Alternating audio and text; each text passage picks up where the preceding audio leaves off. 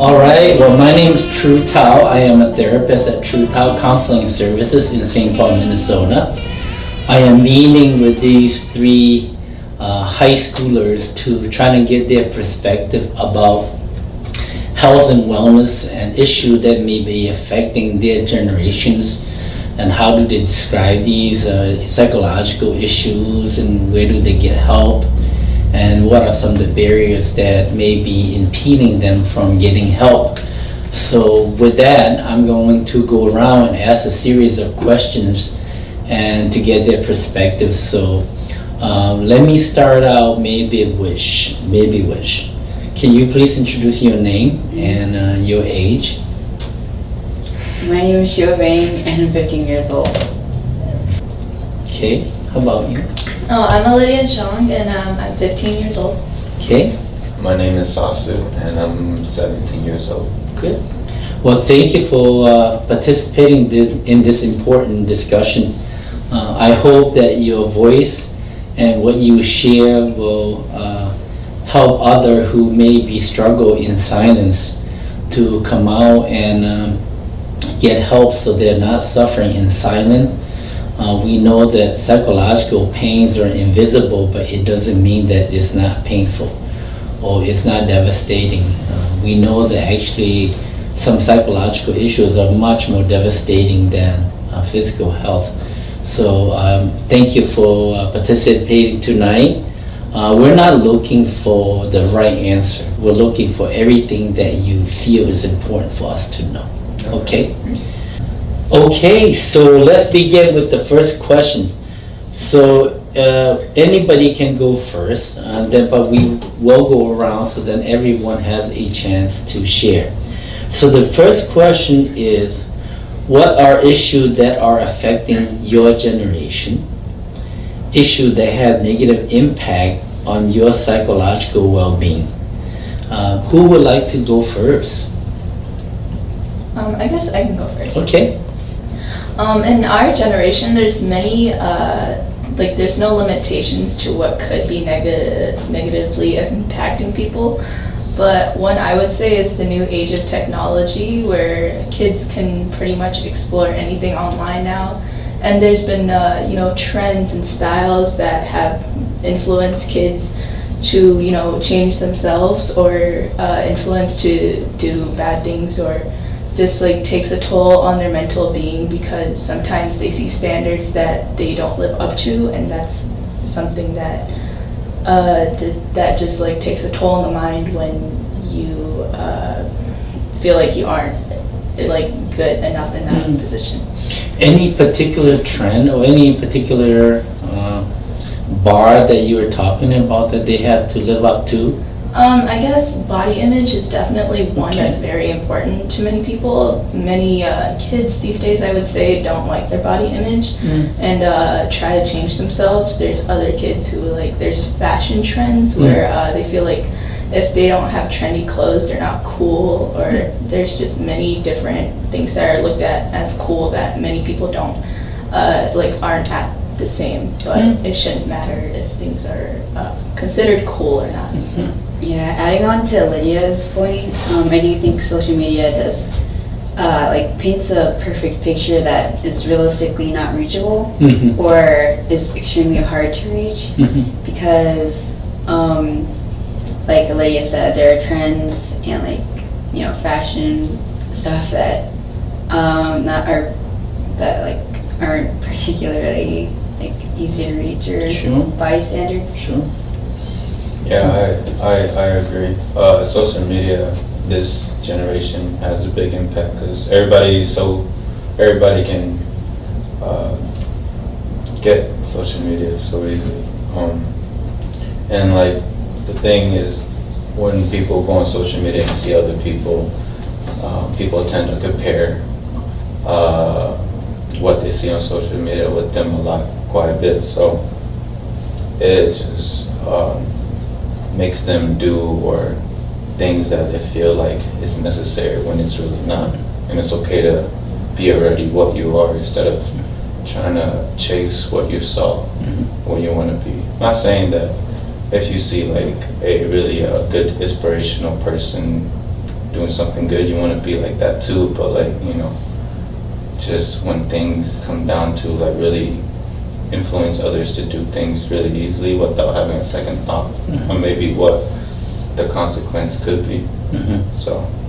So one of the things that I see a great deal of struggle or frictions between kids and their parent nowadays is the balance of playing video games or being on social media and balancing that with the bigger picture of schoolwork or doing something physical or being part of family. I don't think parents are against video games or all that, but the question is, how do you balance that? Do you guys see that as an issue for young people in terms of balancing that? Yeah.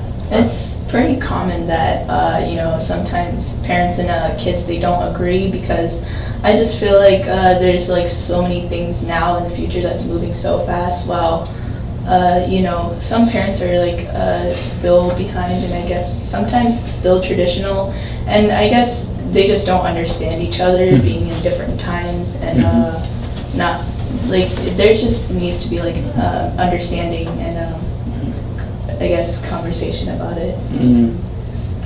Yeah, definitely when kids are like younger or still young teens, I feel like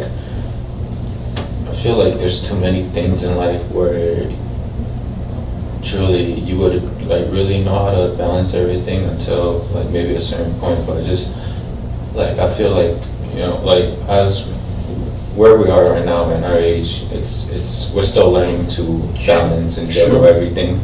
And like, it's still gonna be like this until when we're like 20 or 30, because as we grow older, just more and new things gonna come our way, get thrown at us. So yeah, balancing things and making sure everything is steady is definitely.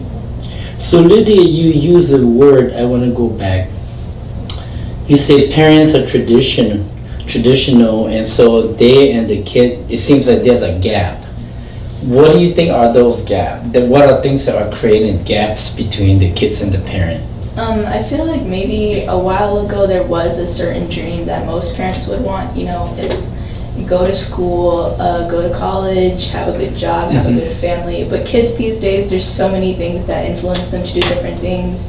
There's so many new opportunities and jobs, like there's just so much that's possible now that other kids want to do that their parents sometimes don't agree with, and it's like, it's hard for the change for the parents and the kids, because it's just different timing, and it's hard to understand each other. Are there any other issues? I hear technology, I hear social media, I hear that the young people's way of thinking how they're going to put their life together is very different from their parent. So there are differences in that. What are other issues that young people now are facing that may have psychological impact negative psychological impact? What are other things? There's just many things in the world that, like, from school to family, that can take a toll on people. Yeah, I don't know what to explain on that.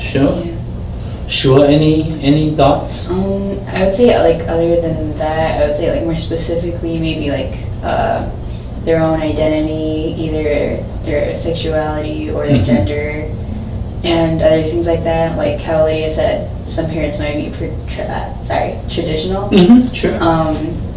They could have like an argument about that, and yeah. So I hear that word a lot, traditional. What does that, in your mind, explain what does that mean? Because as an older, I'm 56, I don't know what traditional means. So what does that mean? I would say, like, more specifically our community, a lot of, like, I would say, like, Hmong people are traditional. Not saying that is bad or anything. It's just that they're just two different, like, types of people. So, like, saying, like, the new generation and the old generation, so there could be a lot of conflict and, like, new ideas. And for, like, adults, it could be harder to, like, to just suddenly, like, have new, bigger ideas about things that you've always had, like, a specific opinion about. So, yeah, I think that's definitely a really big problem.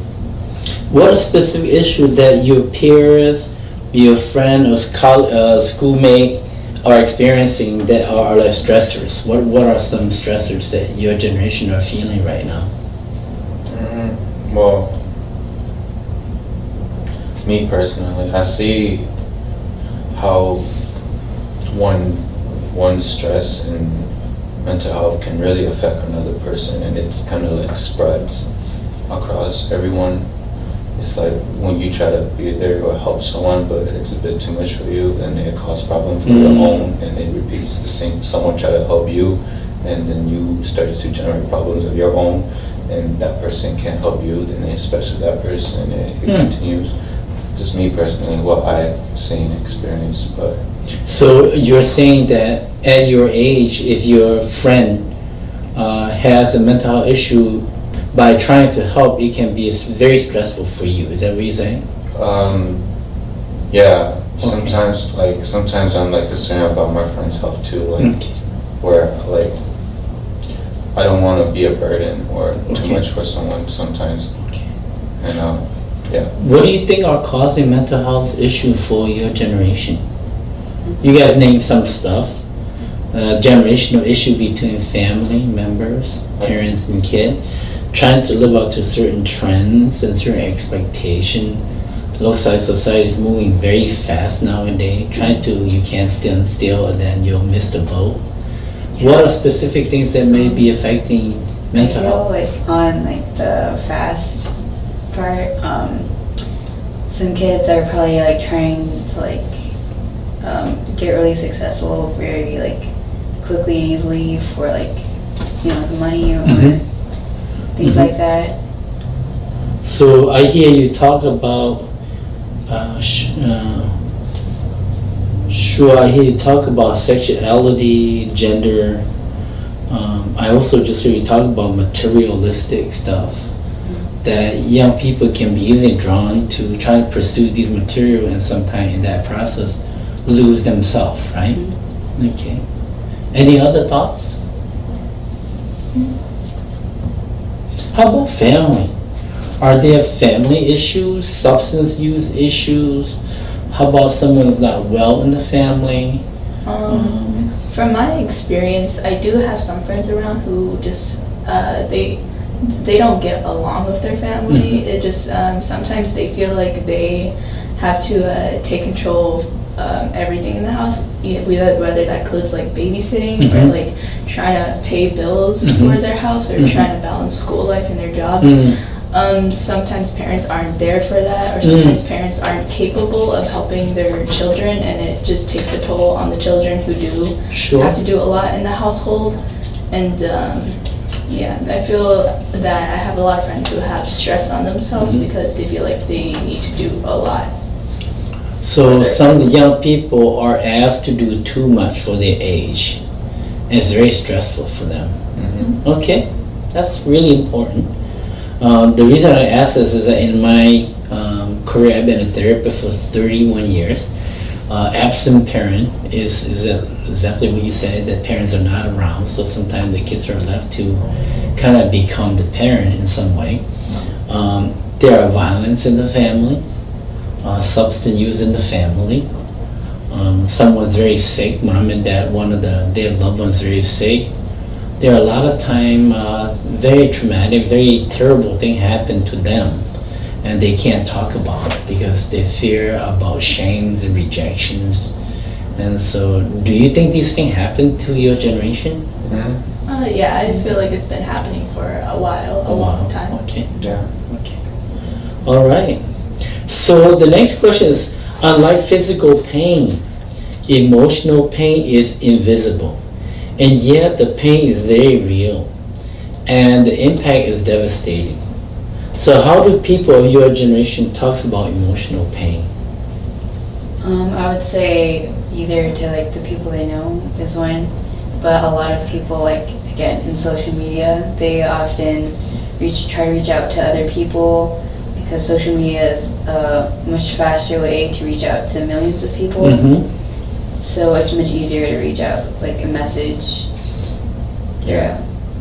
Like with what Shua said, someone that we know, I feel like people usually talk about their emotions and what they're going through with someone who they feel comfortable with. Someone, So would that be friend? yeah, friends. Do they talk to mom and dad or no? It could be too, but Mhm. sometimes. What do you think the likely chance of talking to mom or dad or friend first? I feel like it's more unlikely they talk to their family first, just. Unlikely, right? Yes. Uh-huh. Why is that? Maybe sometimes the problem could be drawn from that, or Okay. So sometimes if the stressor is from the family, it's hard to talk to them about that. Okay, They might be less understanding depending on like Okay. what family you come from. okay. yeah. Do you think it's because they don't care, or do you think that because sometimes parents don't know what to do either? Maybe more of like they don't necessarily understand. Yeah. Yeah. Because sometimes when as a therapist, I hear sometimes the kids are afraid to tell the parent, but sometimes when they're not afraid to tell the parents, sometimes don't understand because they don't know what to do. But sometimes the assumption from the kids that they won't understand anyway, so we won't talk either. So it's between the one who's suffering has to be willing to take the chance to share, and then the people who are there to help, sometimes they don't know what they have to say. I don't know how, but I'll be willing to help you to the next level, right? Yeah. I see a lot of young people cutting because sometimes they don't know what to do, what to say. So I see people cut. What are other way people exhibit what that they're hurting? Besides cutting, what else are young people doing that we should be looking for, we should be watching out for? Sometimes they don't eat. Sometimes sometimes they don't eat. They have suicidal thoughts. They attempt suicide. Sometimes, self-injury too. Self-injury, I suicide. I used to be a friend with someone who used to commit or self-injure themselves too. And it was really hard because I tried to be there, but at the same time, it was just really hard. But It's very frightening for you too because you don't know what to do. What happens if they succeeded, right? So yeah. yeah. So it's just a lot of self-injury, whether it's it's as much as sleeping too, because sleeping is very important. So some people who sleep, just a lot of self-injury or self-harm. Sometimes they don't know it too. So I hear you say very important keyword. People don't eat, people sleep a lot, or people don't sleep, right? People do self-injurious things, right? Or when in most severe case, they try to harm themselves because out of desperation, they don't know what to do, right? So it's some the way that, so even though they can't share what's happening inside, that's how they convey that they're in a lot of pain, right? Okay, what else? What are your other perspectives? I would say like drugs, either medical or illegal drugs. Okay. Because I always hear from either social media or the people around me that I know, like for example, coworkers that vape or do drugs or take illegal substances, even though they're underage. And personally, I don't agree with that, but yeah. So they self-medicate, we call it self-medicate. They find a way to kind of numb those things because they're struggling. So that is why a lot of people turn to substance use because sometimes they did not start out to be intentional to use drug, but they use it as a way to cope with things, but then eventually they became addicted to that too. Yeah. So what other way, Liddy? I feel like people, when they have, emotional pain or stuff, they take it out many different ways, whether it's through their actions, through art, or through whatever. But I feel like there's many ways people can express their pain. So I like what you said. So those are positive things. So some people, when they're in pain, sometimes they can deal with those pain through art, so doing other positive thing too, right? Those are coping skill too, right? Good. The reason I ask this question is I know the emotional pain is invisible and words are hard to describe. When you have a broken bone, you can say, look at this piece, it's broken and it's hurt. But when you are so depressed that you are sleeping all the time or you can't sleep, you're too tired, you're too agitated easily, you don't want to go to school, You just want to scream, noise, but you can't pull it out. It's not visible. But the pain is so real, and you don't know what to do.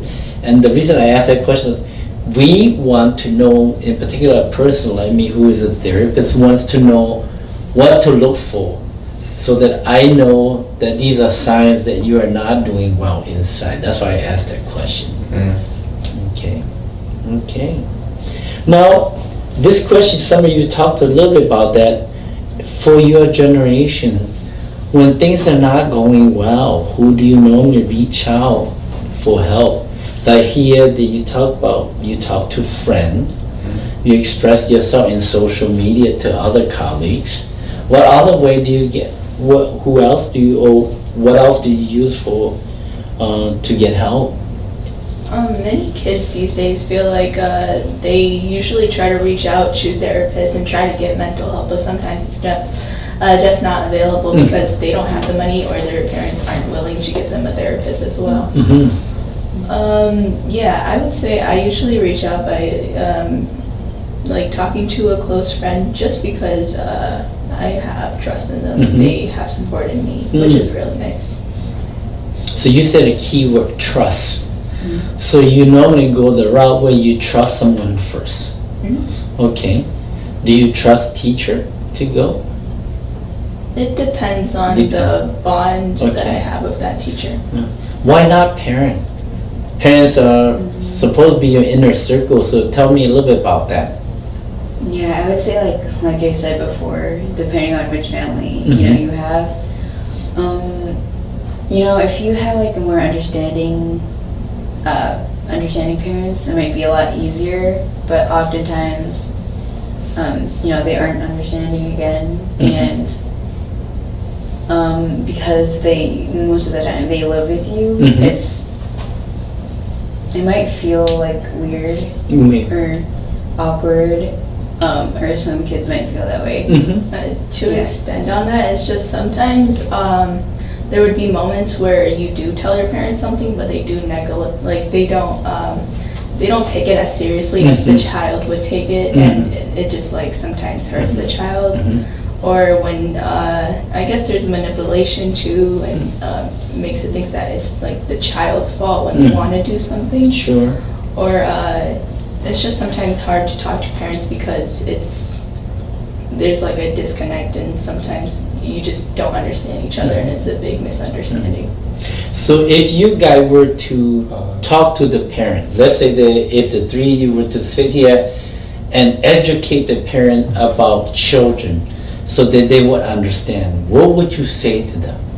What would you say to them so that they could be more slow down when the kids say something and be more listening, be more in tune with the kid? What would be important messages that you think they should know? What would that be? Well, I wouldn't expect them to understand right away. So one thing I'll tell them is just, I would say like, right now I'm feeling something very heavy, and I guess the best thing you can do is just listen to it, and don't give like no negative backlash. Just listen to me, take it in, and just think about it. And once I'm in a better state, maybe sure we can have a conversation about it. But as of right now, I don't expect you to understand right away or something like that. So it's just the best thing you can do is just to sit here and listen and take it all in.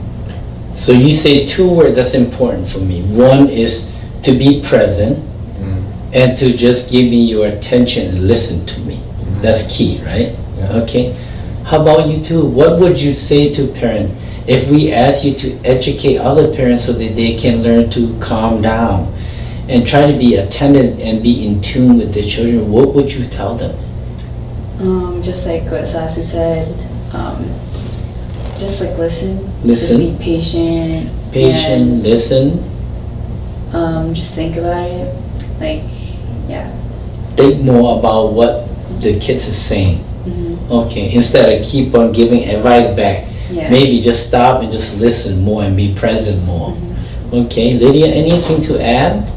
To extend, it's just to keep an open mind because you know, something might not be insignificant to you, but it could be to somebody else, or like you don't know like what you're hurting or who you're hurting when you say something. Or there's you know, just many like ways to interpret something, that just keep an open mind and like hear it out and think about it more than just assume something right away.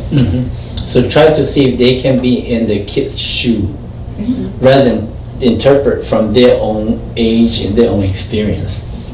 Okay, wonderful.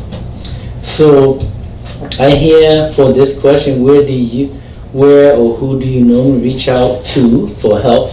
You guys talk about friend, some circumstances parent. But it sounds like friend, because friend is someone you trust first, right?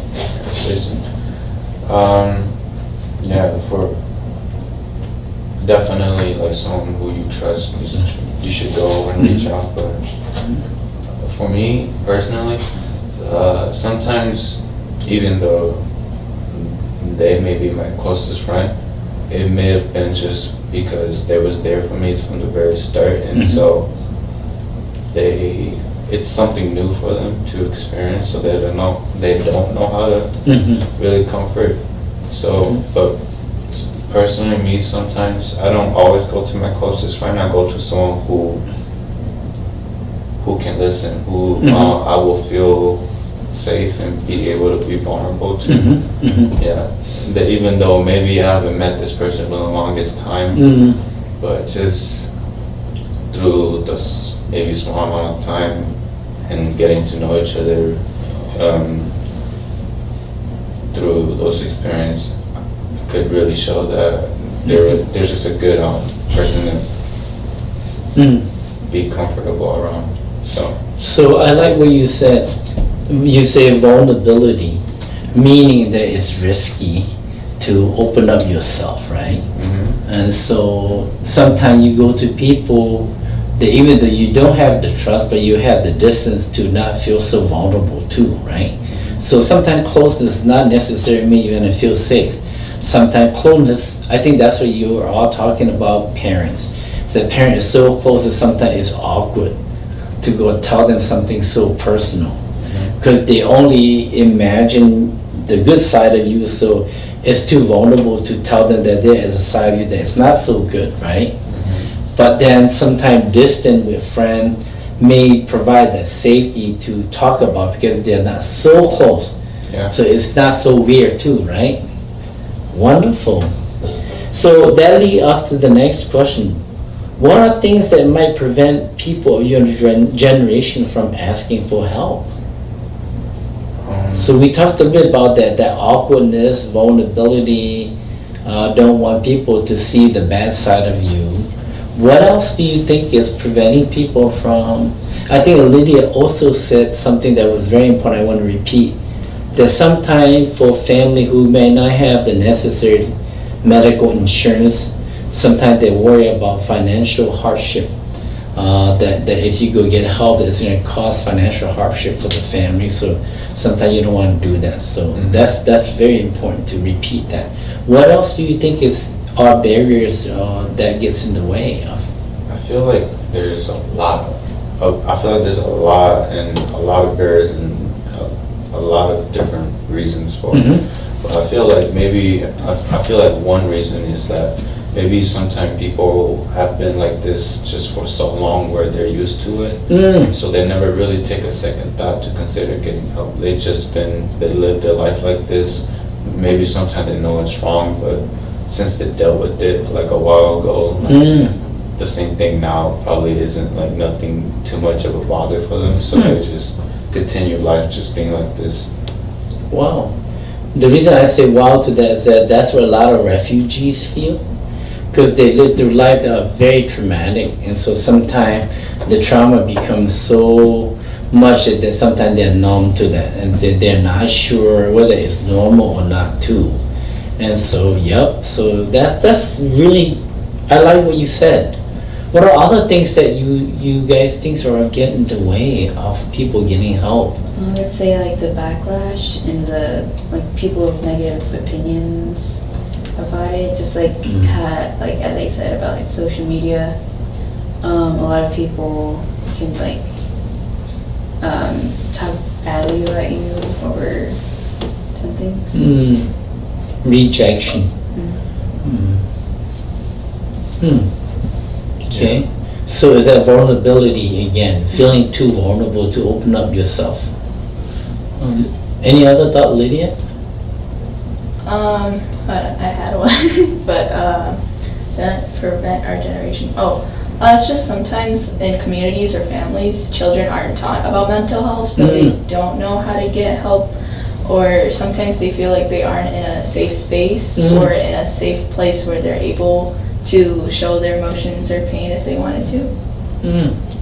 I feel like sometimes people are scared too, for many different reasons. It's just a fear of getting help. And it could be like trust, because I have like, sometimes some people might be like, why would I go to a therapist, like somebody that I barely know, to, even though like they are a therapist and they're there to help you. Some people could just have bad experience with other people where it's not so easy to go get help from somebody that they don't know. And but it could also be just a fear of opening up because they've been criticized for it. Sure. It could be a lot of, I feel like it could be a lot of things, a lot of reasons for people to not open up. So Lydia, I want to go back to what you said, and which go to this next question. What would be helpful for mental health professional to do to help you overcome barriers so you can get help for the things that you need? If we were to teach a mental health class to young people, like you said, what do you think, how do you think we should do that, and what do you think we should cover so that they would know what kind of tools should we give to them so that they would know how to use those tools to self-assess and be able to have the vocabulary to know that they're not well and explain, get help? I guess it was just tell them that it's all based off on their emotion, if you're feeling not okay, I guess this question's very hard to interpret, but it's just there's many things that a person could be going through, and it's just like to look for signals that you should get help is that you feel like you don't have a place to go to, or like you feel like you don't have an escape, or you feel like you have so many burdens on you that you can't go every day normally like you used to. I feel like to teach younger kids, I feel like it should be introduced slow, but then introduced slowly, but then at the same time, whenever it's being introduced, somewhat make it serious. Be like, if you really need it, you should get that help. Because sometimes I feel like the longer somebody waits, the harder it is.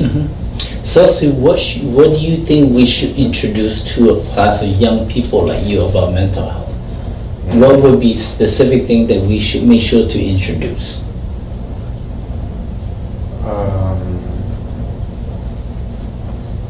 Let's say, I guess we can say about the emotions. This is I don't know if this is too specific, but give warnings. Give warnings. Be like, hey, if you've been upset, feeling down for more than a week or two, maybe have a chat with somebody or talk to someone. So we call those symptoms. So teach them lists of symptoms to watch out for, right? So if you are so tired more than you ever done and you just can't get out of bed or go to school and you don't feel like it's normal, then it's time to talk to someone. So teach about symptoms of certain disorders so that you have some benchmark to measure yourself against, right? Okay. Sure. What do you think we should be teaching young people in their language, in your generation, so they would know? If you guys would design a curriculum to teach mental health for young people, I would say do stages, how you said, vulnerability and other things, go forward with those specific topics, and just like go over with it and be like specific about like being vulnerable and other topics like that. Yeah. So let me summarize if I get. So one way to teach is about maybe the process of getting help. Because when you are going to talk to a therapist who is a stranger at first, that person is going to ask you a lot of questions, so you're going to open up yourself. So talk about the process of therapy, maybe. That it is a frightening process because you have to give out a lot of information about yourself, so you open up, right? So talk about that process and how frightening it can be, and why do we need to tell you all the things about yourself to a stranger, right? Then also talk about disorder, like for example, teach depression, like someone have depression, no matter whether you're Somali, you're Hmong, you're Cambodian, you're Korean, each culture may call it different thing. We might call it, Hmong might call it maybe bompli, like you lost your soul. American might call it depressed. A Somali might call something different. But those of us who work, we know that the symptom of depression, no matter what culture you come from, is the same.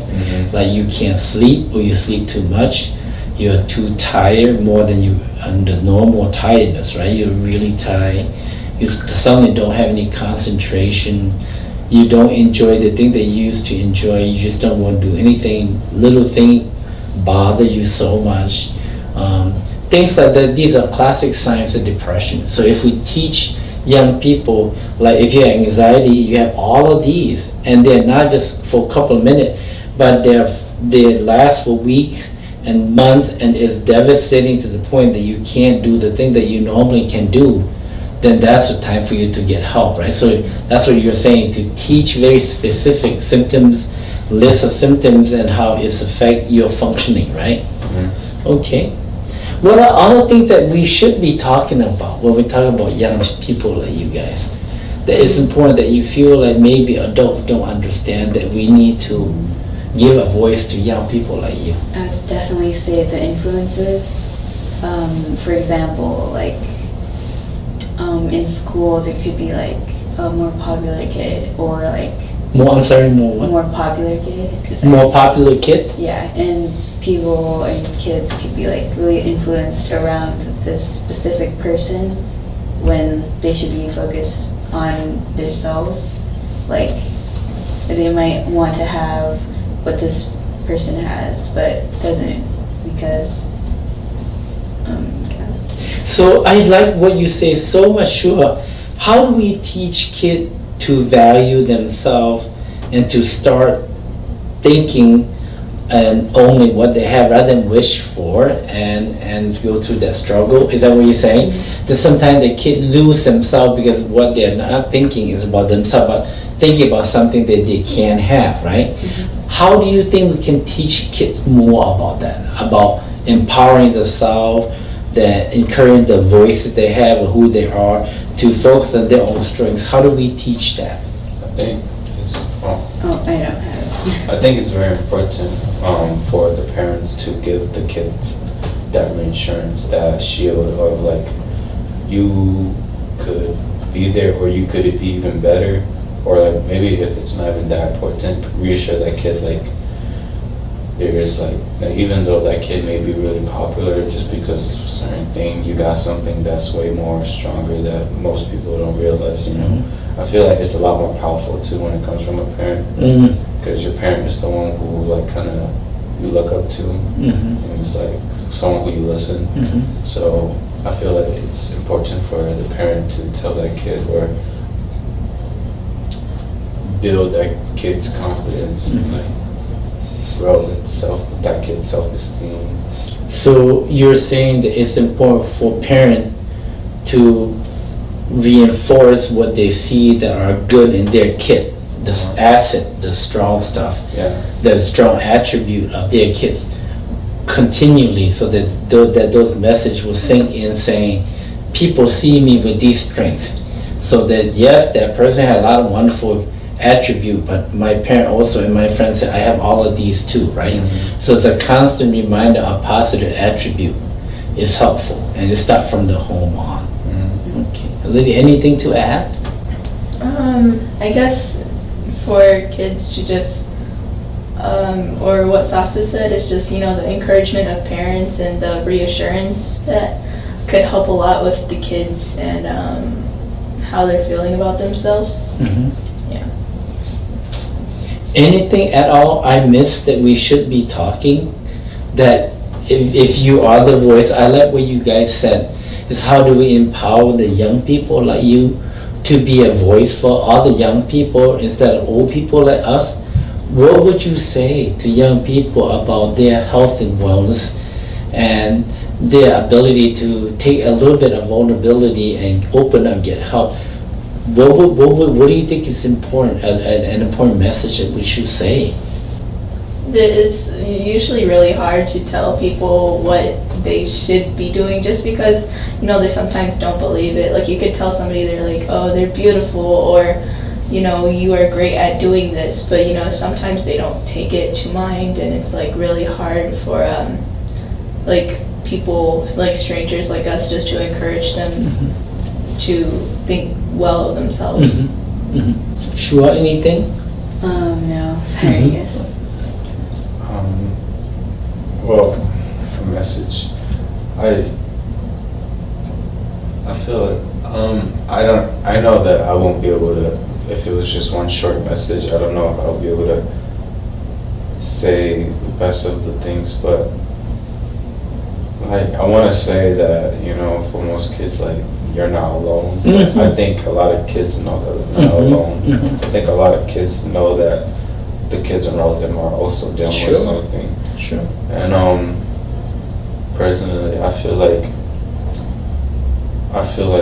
for kids who knows that other kids are suffering at the same time as them, I feel like kids nowadays should like empower or be there for one another. Sure. Just like, if you see a friend or you see somebody that's down, go up to them and be like, hey man, you okay?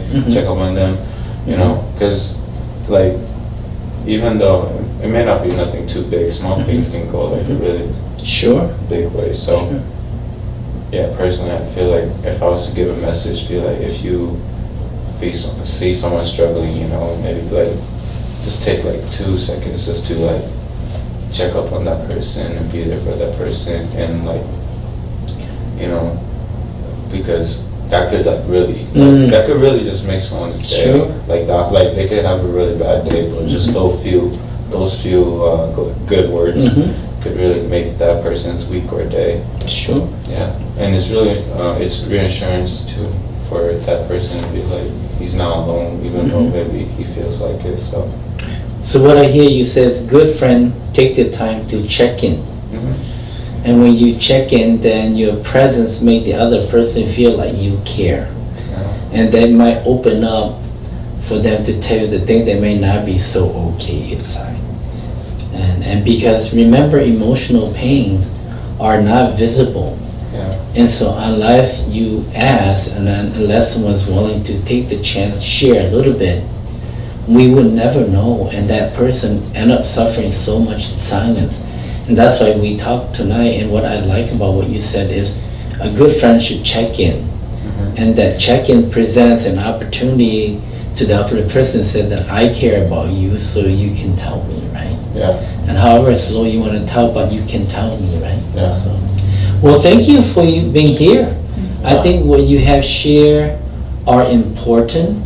And I hope that as we put this video together, that all the young people will listen to what you said, and that will give them the permission to kind of open up and talk about some of their struggle. As I said, emotional pains are not visible, so unless we know about it, sometimes we don't know how to help them either, What happens is that they end up suffering so much in silence. So thank you for being here.